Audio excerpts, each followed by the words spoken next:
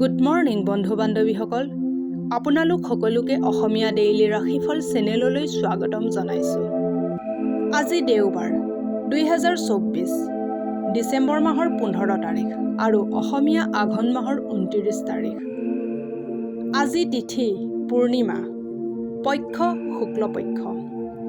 আজি সূৰ্য উদয় হ'ব 7:06 আৰু সূৰ্য অস্ত যাব 5:26। এতিয়া আহিছোঁ ৰাশিফলসমূহলৈ।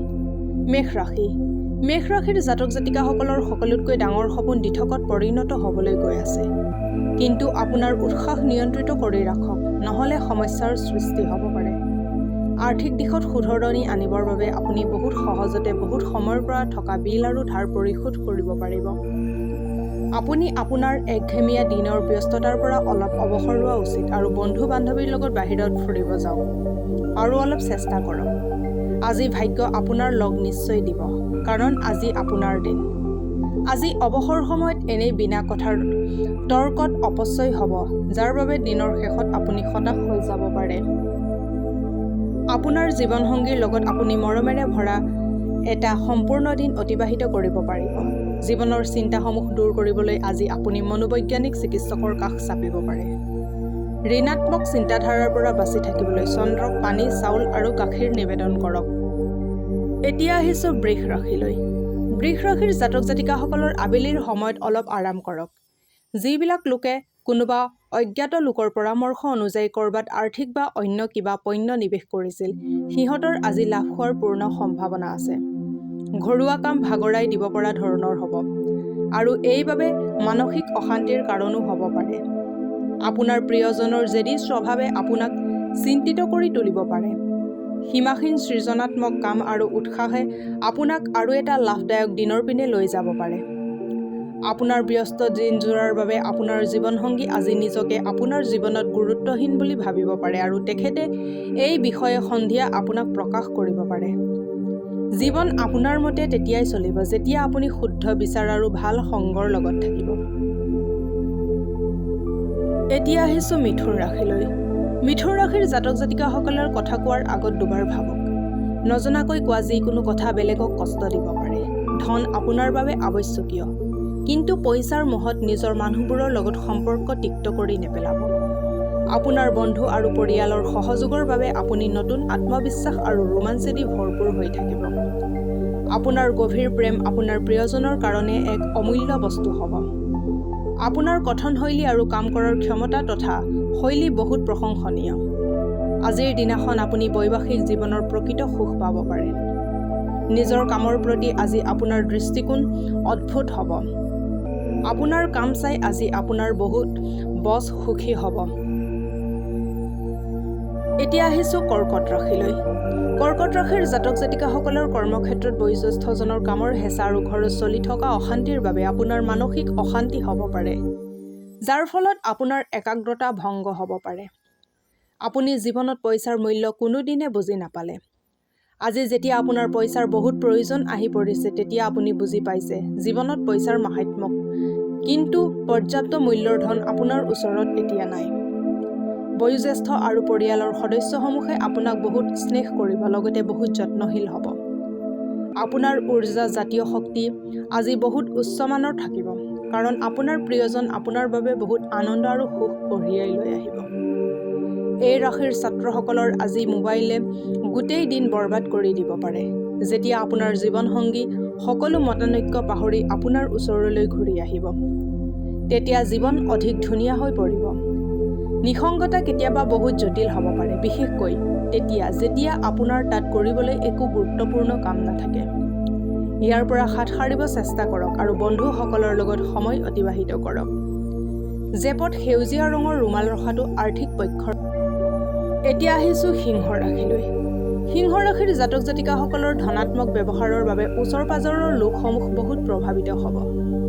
জীৱনসংগীৰ শাৰীৰিক অৱস্থা বেয়া হোৱা বাবে আপোনাৰ ধন খৰচ হ'ব পাৰে, কিন্তু ইয়াত চিন্তাৰ কোনো কাৰণ নাই, কিয়নো ধন এনেকুৱা বিপদৰ সময়ৰ বাবেহে জমা কৰা হয়।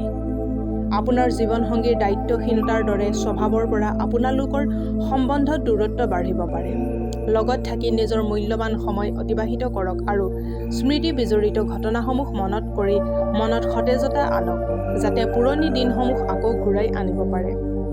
ৰোমাঞ্চৰ আজি অৱনতি ঘটিব আৰু দামী উপহাৰেও সেই যাদু চলোৱাত বিফল হ'ব।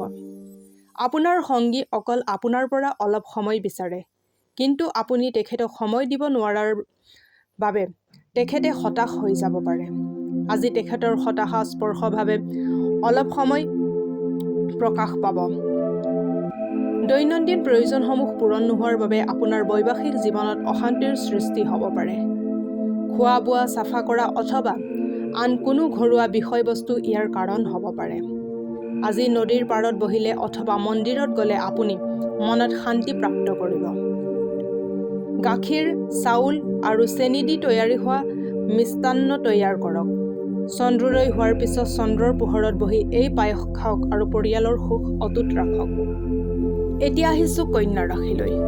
কন্যা ৰাশিৰ জাতক জাতিকাসকলৰ সকলোতকৈ ডাঙৰ সপোন দিঠকত পৰিণত হ'বলৈ গৈ আছে।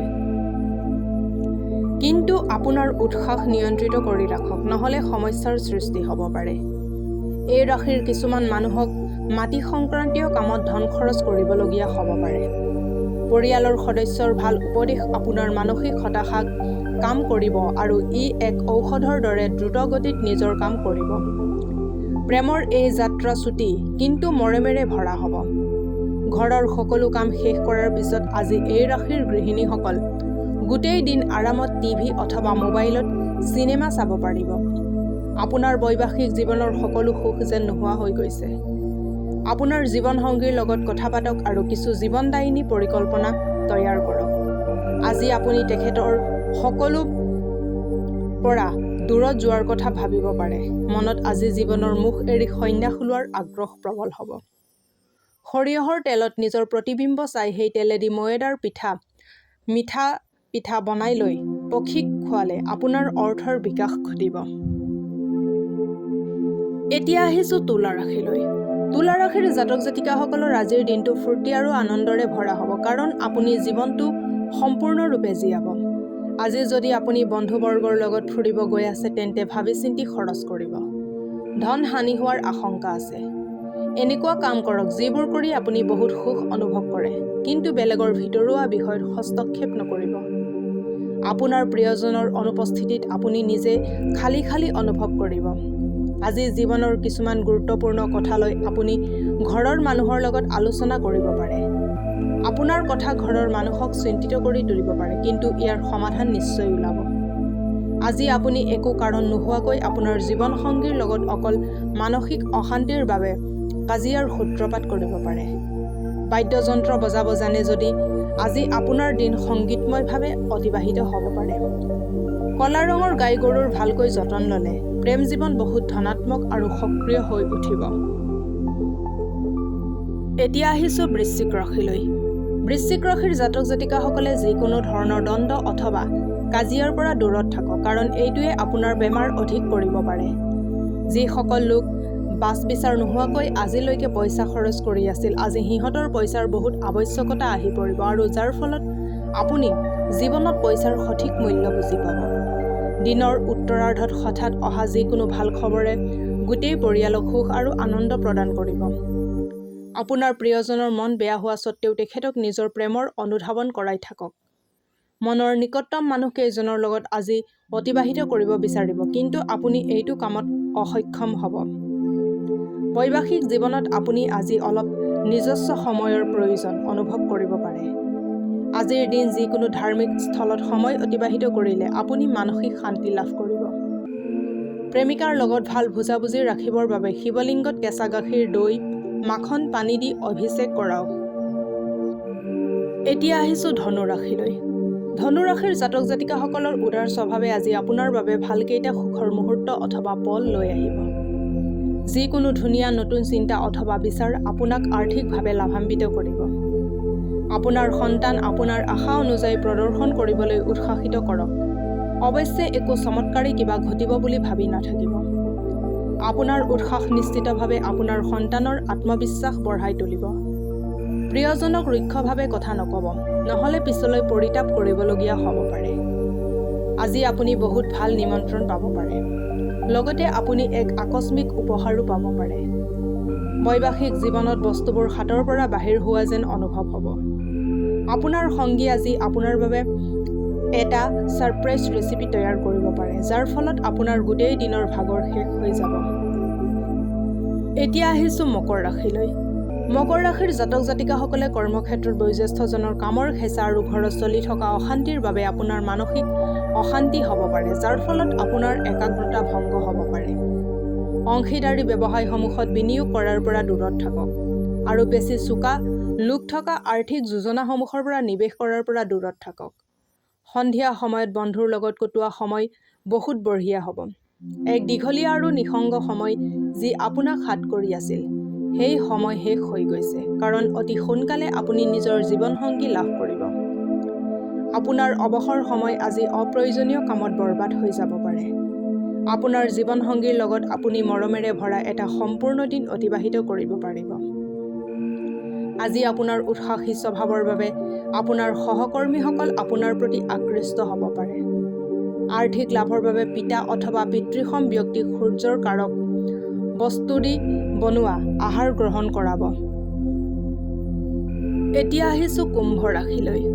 কুম্ভ ৰাশিৰ জাতক জাতিকাসকলৰ কিছুমান শাৰীৰিক পৰিৱৰ্তনে আজি নিশ্চিতভাৱে আকৰ্ষণীয় কৰি তুলিব। নতুন আৰ্থিক চুক্তিয়ে অন্তিম আৰু মূল অৰ্থ আপোনাৰ পিনে আহিব পাৰে।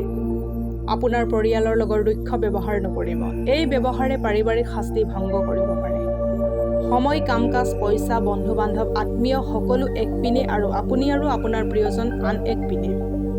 দুয়ো প্ৰেমতে বিলীন হৈ থাকিব। আজি আপোনালোক নিজৰ মদতে থাকিব। ব্যৱসায়িক কাৰণজনিত যাত্ৰাই আপোনাক লাভজনক ফলাফল দিব পাৰে। জীৱনসংগীৰ কাৰণে আজি আপুনি অনুভৱ কৰিব যে তেখেতৰ বাবে আপুনিয়েই সকলো। যদি আপোনাতকৈ সৰু ব্যক্তিয়ে আপোনাক কেতিয়াবা উপদেশ দিয়ে, আপুনি সেইটো শুনিব লাগে, কাৰণ কেতিয়াবা সৰুবোৰৰ পৰা ডাঙৰ শিক্ষা পাব পাৰি। দান বৰঙণি আগবঢ়াই থাকিলে, দুখীয়া মানুহৰ বাবে পৰিষ্কাৰ খোৱা পানী আৰু বহুতো এনে কৰিলে জীৱনত ইতিবাচক আৰু সৌভাগ্য কঢ়িয়াই আনিব পাৰিব। এতিয়া আহিছোঁ মীন ৰাশিলৈ। মীন ৰাশিৰ জাতক জাতিকাসকলৰ নিজৰ অতিৰিক্ত সময়খিনি নিজস্ব ইচ্ছাসমূহ পূৰণ কৰাত অথবা সেই কামবোৰ কৰাত ব্যতীত কৰিব লাগে, যিবোৰ কৰিলে আপুনি বহুত সুখী অনুভৱ কৰে। ধন আপোনাৰ বাবে আৱশ্যকীয়, কিন্তু পইচাৰ মোহত নিজৰ মানুহবোৰৰ লগত সম্পৰ্ক তিক্ত কৰি নেপেলাব।